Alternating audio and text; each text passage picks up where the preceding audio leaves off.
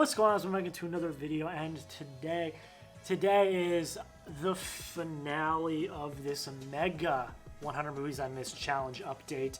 It's not the end of the series. I'm not ending the series till the end of the year. I like I said in the past few videos, I'm gonna hit 100 within the next few weeks. I'm already up to 90 films.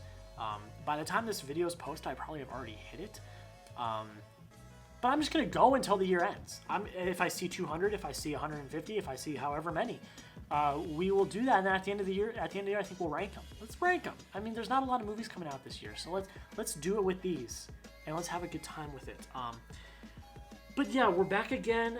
Like I said, I had 42 movies I had to talk about, 14 each episode. This is the final episode of that mega update. And yeah, if you are new, this basically what it is there's no movies coming out, so I said, okay, well, let's expand the filmography. Let's expand how many movies I've seen. Because I want to, if I want to be a film critic, if I want to be a wannabe film critic, I need to kind of broaden my horizons than just, the new releases that have come out. So I said, let's do 100 movies I missed challenge. I was inspired by Chris over at Filmstocked to do it. He was the first one to do it. And then I started doing it, and then we've got others now. Jaren over at Jaren Talks Movies, Trevor over at Film Geeks. We've got certain Vids, all of their channels. We are all now doing this together. So I will have all of their links down below in the description. Make sure you go check them all out. They are all great guys, great YouTubers. I love them all. They are all blowing up right now, which is great because they deserve it. I am running stagnant, but I am proud. But yeah, they are all doing great, so go check them out. We're going to just kind of quick fire these. I'm going to get through these. There's 14 of them. I'll give a quick little review, tell you how many stars it got out of 5, and we'll be on our merry and happy way. So again, if you are new, thanks so much for taking the time to click on the video, like and comment, subscribing. It all means the absolute world, and let's get into it. First one is the 1989 Batman. This is great. You've got a great performance by Jack Nicholson as the Joker. Michael Keaton's actually a relatively good Batman. It's very quirky. It's very childlike. It's very kid-centric with murder, which is interesting. But yeah, overall it was pretty good. I got some pretty good performances. There was some good emotion. But what do you expect? It's a kooky, whimsical 1989 Batman. It knew what it was and it went with it, and it was great. 3.5 out of 5 stars. I really did enjoy it. I had a good time with it. Dawn of the Planet of the Apes. I am slowly but surely getting through this trilogy. I still have to watch War. We'll talk about that one in the next update. But we're getting through it in this one. I didn't really enjoy Rise of the Planet of the Apes that much. I talked about it in an earlier update. I dug this one. Matt Reeves directed this one, which he's great.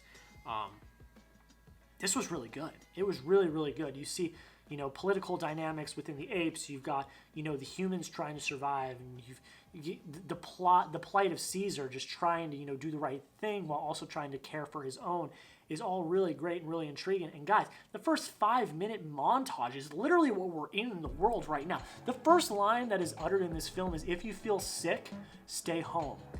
Like, it was like, distance, wear a mask. Like, I was like, that's now. What? Hello? That's now. We're living through it. So that was kind of funny. 5 out of 5 stars. This movie's really, really good. The ending's great. Very excited to see War. I'm very excited to see War for the Planet of the Apes.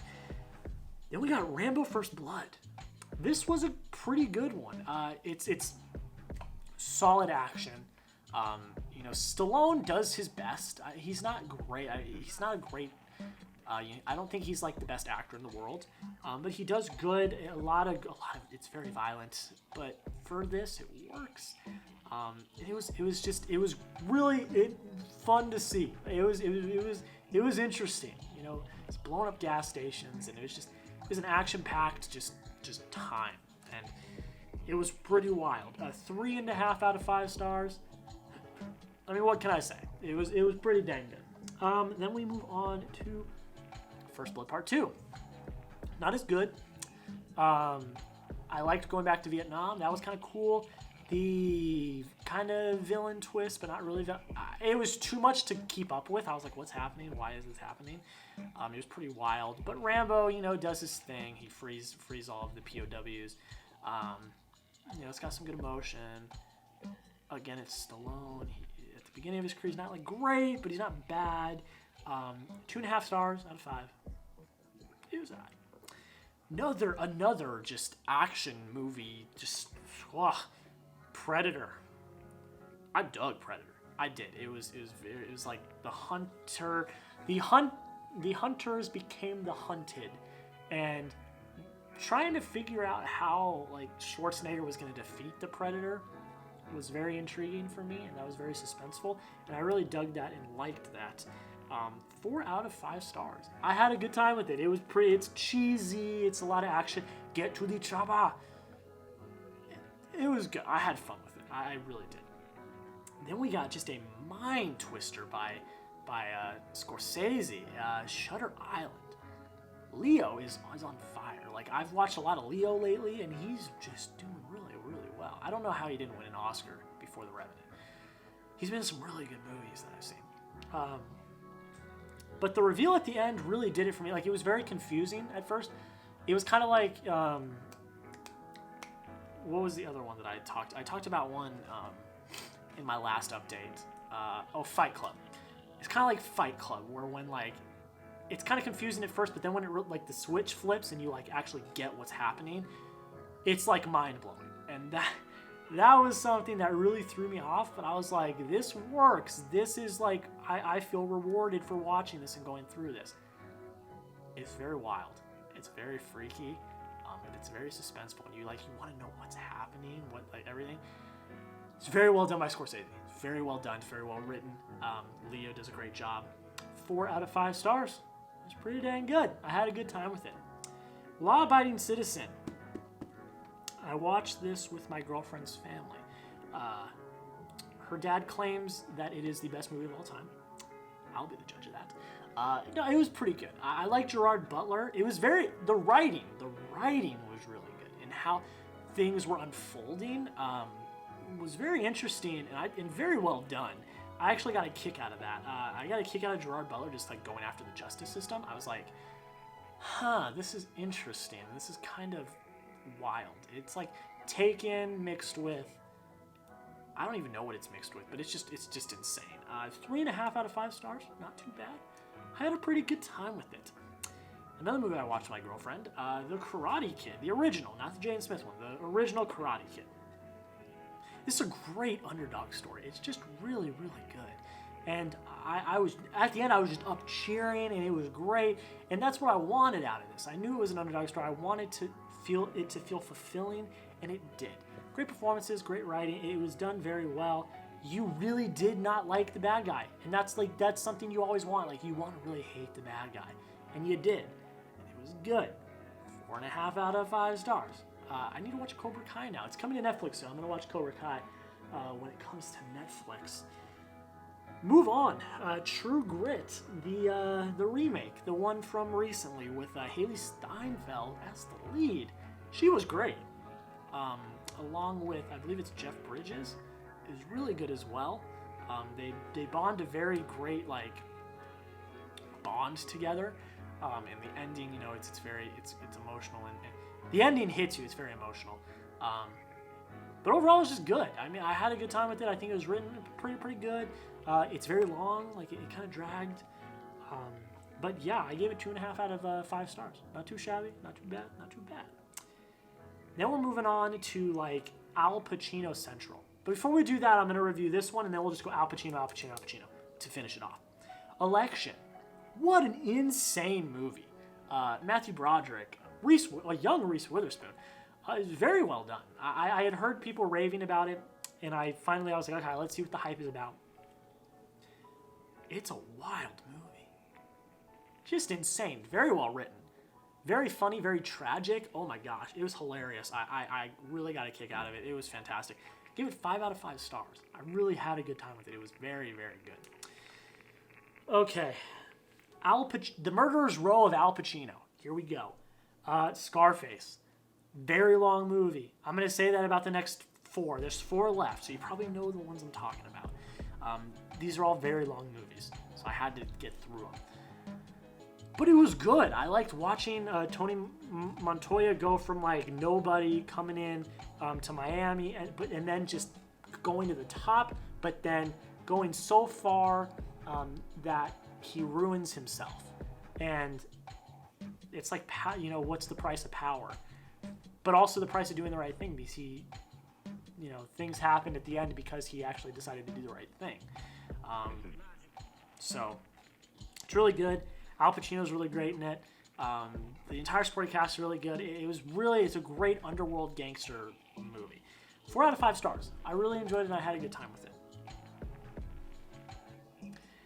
The Godfather trilogy. I have finally watched the entire Godfather trilogy. This video is going to go up in a few weeks, but the day I'm recording it, the night before, last night, I watched the third one. I finished it. It was a marathon, man. Like, these movies, I think it's like the first and third one are, I think, both 2 hours and 50 minutes apiece. So that's 5 hours and 40 minutes, and then the second one is like 3 hours. That's like 8 hours and 40 minutes. That's almost 9 hours. My lord, it was long. But let's start. The first Godfather is fantastic. The performances are great. You're kind of watching the fall of Vito Corleone. That's kind of what it is. And you're watching him kind of, realize that he's getting old and he's not, his days are limited. Doesn't help that he got shot, but that's a whole other thing. And then you've got Michael ascending to the top, which you wouldn't think, because Vito's got all these other people that you think, oh, they're going to be the one that takes it. And Michael's like this war vet, like this hero that's like really, not mafia bad, but then he's the one that ends up rising to the top, which is how the first one ends. It's very well written, very well directed. The score is really great. It's very long, but it's very rewarding though once you finish it. 5 out of 5 stars, fantastic. Godfather Part 2. I like this more than The Godfather Part 1. Not by much, but I do. I like how it's 2 stories. You are getting the rise of Vito Corleone, played this time by Robert De Niro, who was great. And you have the meteoric, even more quick rise of Michael Corleone, played again by Al Pacino. It's really great. Just watching Vito grow up and become how he was, but then watching Michael, push further than Vito ever went. You're going to Vegas, you're investing in hotels and casinos, and that was all done so methodically, and you're just watching, like, he wants to just make money, and he wants to be the best, and that was great. And the ending is tragic. I'm not going to spoil it. And then they take a huge ass time jump to The Godfather Part 3. Godfather Part 2 I gave 5 out of 5 stars. It's fantastic. Probably got to be in my top 20 favorite of all time. It was really, really good. The Godfather Part 3.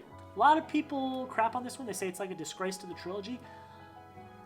It's got a lot of, there's a lot of stuff in it that is pretty cringeworthy, a la Mary and the other guy, I forget his name now.